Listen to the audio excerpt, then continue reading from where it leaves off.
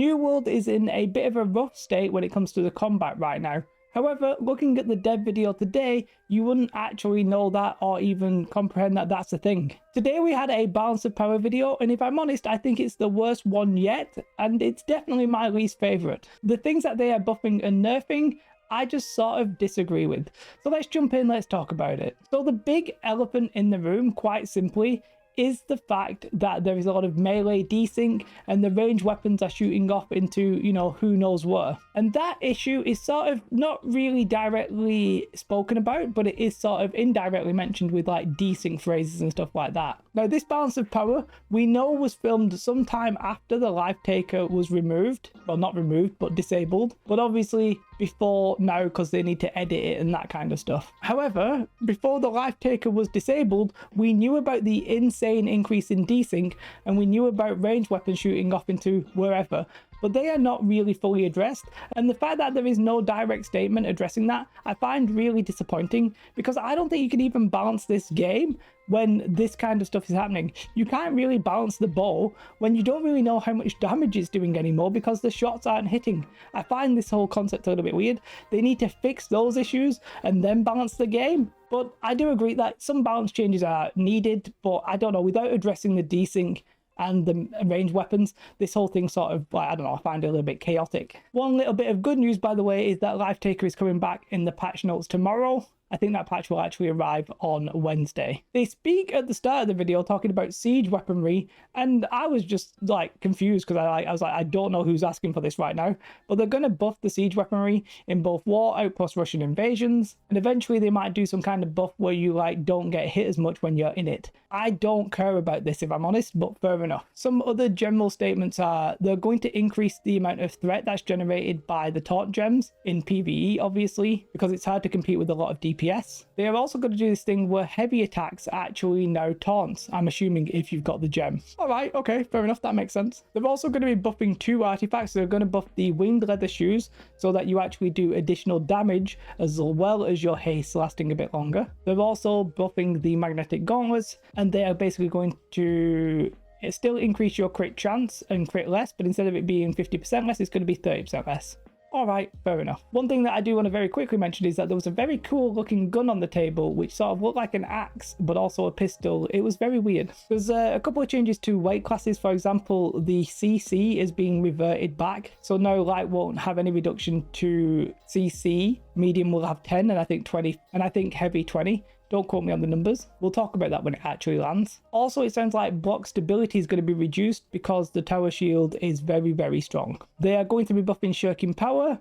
Don't really know why. It still sort of sounds like it'll be relatively useless, but okay. And then we jump into the individual weapon balance changes, and I'm sort of, my mind is blown at some of these. Like, if you play the game a lot in Outpost Rush like myself, because I'm trying to get an artifact at a 2.5% chance rate, by the way, which, you know, that needs addressing, but maybe not in this video. But if you do a lot of Outpost Rushes, I don't personally think, and you can, you know, feel free to disagree with me, I don't think that the bow is particularly like very strong right now. Almost nobody is playing it because nobody's hitting with it. However, they are nerfing the bow. They're going to be nerfing the dots from poison and rain of arrows, and I think they said they're going to reduce the duration of penetrating shot, or they're reducing a dots or something like that. Whatever it was, I don't know why they're doing it. They're just nerfing the bow a little bit. Doesn't need it. Find it completely pointless. I'm confused. You know, this is going to be a statement that I'm just going to keep making. I'm confused. I don't think it needs it. Don't know why they did it. Then they speak about the blunderbuss. Now, the blunderbuss has sort of been nerfed into a good-ish place, I think, right now. Don't think it really needs the nerf, but they're going to nerf it a little bit anyway. The weapon perk Exhaustive Net Shot is going to reduce the speed, instead of it being, I think they said like 50% to 42%, something like that. I mean, that nerf, specifically that nerf, probably should have happened like 3 months ago, but okay, they're doing that now. The blunderbuss, it's in an okay position, no massive harm with it. And then the next one just sort of blew my mind. It's not even that strong of a buff, but the fact that it's getting buffed at all is sort of just confusing. What they're actually going to do is slightly buff the Fire Staff. Now, in my opinion, the Fire Staff currently is probably the best ranged weapon. Now, that might be because of all the desyncs and the shots like shooting off, right? If you can't hit with the bow or the musket, then the Fire Staff AoEs and its range stuff all sort of like works together and probably is doing the most amount of damage right now, especially with Nature's Wrath as well. And they're buffing it, which, if I'm honest, absolutely blew my mind. However, the way that they're buffing it, they're not going to be that impactful. They're basically making it so that Flare is getting buffed. Now, if you don't know Flare, it's one of the, I don't actually know what to call it. It's like a weapon thing that you can unlock. One of the weapon tracks. I don't know what it's called. It's not an ability, but you know what I mean on the weapon tree. It's one of the perks you can unlock. And what it does is it turns your auto attacks. And what it does is it turns your left click, your light attack, and your heavy attack into a little bit of a ranged. It does like a 1 meter splash. Now, if I'm honest, the best players aren't really using that because it also reduces your damage. And I think what they're doing is they're decreasing the amount of damage that it reduces by. So basically it will do more damage as an AoE. Now, I don't think that will necessarily put it into the main use, but it might. And even if it doesn't, there's a lot of players who are just using Fire Staff, maybe an old build, who are just sitting doing a little bit of AoEs.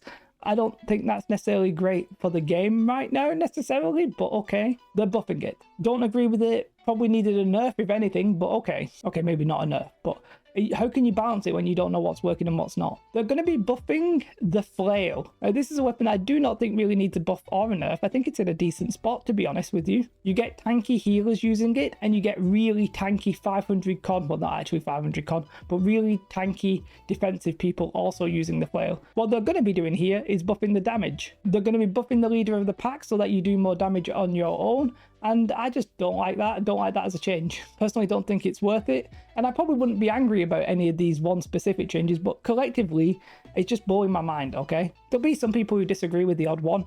Fine, if you disagree with me, let me know. But I just don't think the Flail DPS really needed to be touched. I mean, if you're going to touch the DPS, you might then need to reduce the versatility, but they're not doing that. They're just buffing the DPS. Okay, fine, it's okay. And then if you ask me what the really strong melee weapons were right now, I would say Spear, Sword and Shield, Hatchet, maybe Greatsword, probably is the top 4. You can argue that Great Axe could get in there, but that would be what I would pick. And they're going to buff the Hatchet. Don't think it needs that either. What they're going to be doing is buffing the Berserk so that it gets fixed. I think they said it's actually going to do more damage while you're in Berserk. And eventually they're going to sort out the throws because the throws are a little bit janky. The Hatchet's a little bit weird this season because the tracking is so much better. The damage is actually quite good, but the desync is sort of making it really hard to use. And throwing with them is very awkward and it's quite hard to hit. It's one of those things where I'm not very good with it, but the people who are very good with it are very, very, very good with it. They're also buffing, I think, some weapon perks. I don't really want to talk about specifics because, you know, the specifics by the time we see this patch will probably change. Not 100% sure when this patch and these changes are coming because right at the very end of the video, he did say May, but I'm not sure if he means May or if he means tomorrow's patch because some of them are coming tomorrow, so I guess we'll find out tomorrow. But yeah, they're buffing the Hatchet, which I just don't think it needs right now. And then there's another weapon that they're touching, which I don't think it needs, but I'm not really bothered that it's getting it, and that is the musket. Like, for me, the musket, if I'm honest, is in a decent-ish spot, providing that you can actually hit your shots. And what they're doing here, I actually sort of agree with. They're going to basically remove the bloom so that your accuracy is not going to be affected whilst you're rotating. I think that makes sense. I think with the, you know, with it not being a hit scan anymore, it makes sense. With it being a projectile, yeah, that's good. They're also going to buff Stapping Power.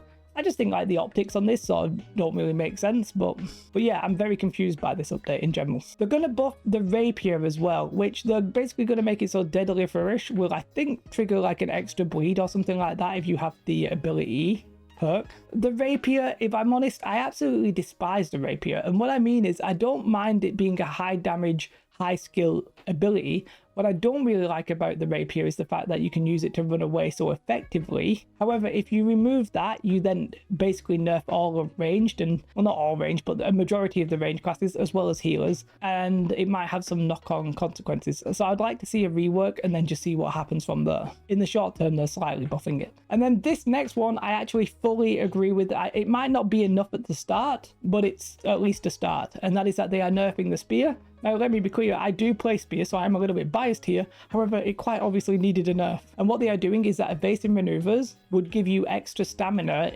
in every dodge 2 seconds after you triggered it. What they're doing is making it so that it's only the first dodge within those 2 seconds, because the stamina regen was pretty damn high.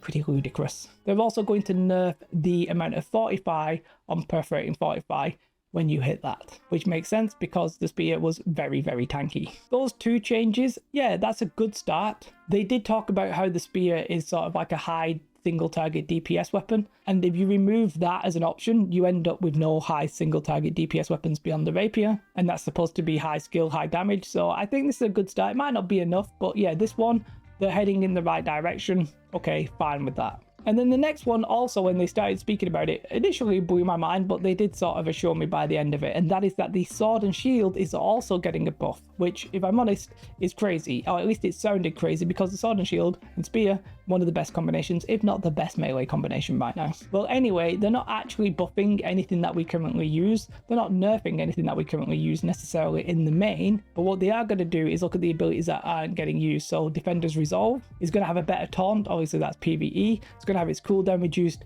and I think it's going to increase the amount of healing. For the very high con tanky boys, that probably will be a buff, but I don't think it's that big of an issue considering they're having their block stability also reduced. They're going to increase the radius of Whirling Blade, and that makes sense because it's, I don't know, it's not very impactful when you use it. And for Reverse Stab, they're not touching it because they're going to rework it at some point. Good choice. For the Warhammer, that is getting buffed, which I think I agree with. I'd like to see the Warhammer CC sort of come down in the amount of time it takes to actually cast them. You can generally see a Sundering Shockwave coming a mile off. However, it's a little bit weird because the Warhammer is very good in clumps, and if you're using it as a group fight, it's very good. If you're using it as a solo fight, you see everything coming a mile away and you just dodge. But in a clump, you don't really have that visibility, so it's a bit easier to land. What they're actually going to do though is just, you know, buff Mighty Gavel by a little bit more percentage. Fine, not really too flustered about that one. They did speak about some of the other weapons. Specifically, they never really spoke about Life Staff. They did say, I think at some point the Life Staff's going to get a rework. The Life Staff's a bit weird, as they said in on the video actually. They actually said in some hands it's like pretty much overpowered, and in some cases it's underpowered. And I think that sort of depends on how you use it and who you use it with. If you're using it with pre-mids, if you're using it with a rapier, if you're using it with maybe the flail or something and you're just a tanky, or using it with Void Gauntlet. There's so many different sort of like variables there that I wouldn't say the Life Staff is either overpowered or underpowered, but you can still get, if you're not built for killing a healer, you can still get some situations where you can't kill a healer. I think today I was rocking a Great Axe, Great Sword in light armor, and there were a couple of times I'd just come across a healer 1v1 and they knew I couldn't kill them, right? And I was pumping out my heavies and stuff like that. Eventually I might have killed them, you know, like in 5 minutes, but by the time that happens, somebody else is joining the fight.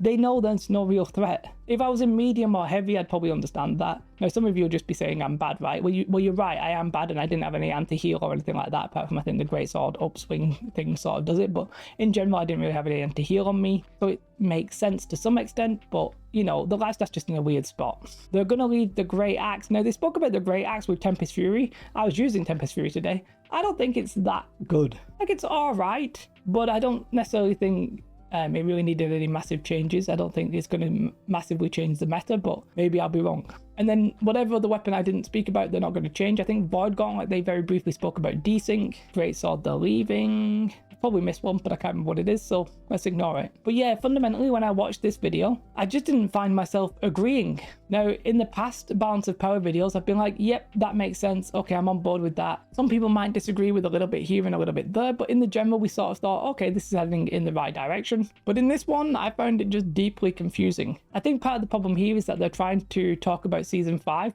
perhaps without having enough data. It has only been 2 weeks, and they probably filmed this last week, probably immediately after they disabled Live Taker. But then, you know, you have the option of not releasing these things if you don't have enough data. They could have waited an extra week. It's sort of on them to decide when to do it. Some of these changes might not actually happen because of that. You've spoken about it, so I'm critiquing it. I will say, I actually liked the presentation of the video. 2 people chatting about it, talking about, like, you know, getting asked a question, answering it. I thought that was fine. I know some of you are going to miss Dave, but it was fine. Let me know your thoughts. Am I just completely off base? Am I completely out of touch with New World? Or is New World out of touch with me and you? The best way to support me, if you want to do that, is to become a Patreon. Very much big thanks to you guys. I do really appreciate that. And if you want to come talk to me about this on Twitch, I stream 6 days a week. And you know I'm going to have some extra thoughts by tomorrow, so come and give me a follow over on Twitch. For now, have a most beautiful day. Like and subscribe. Goodbye.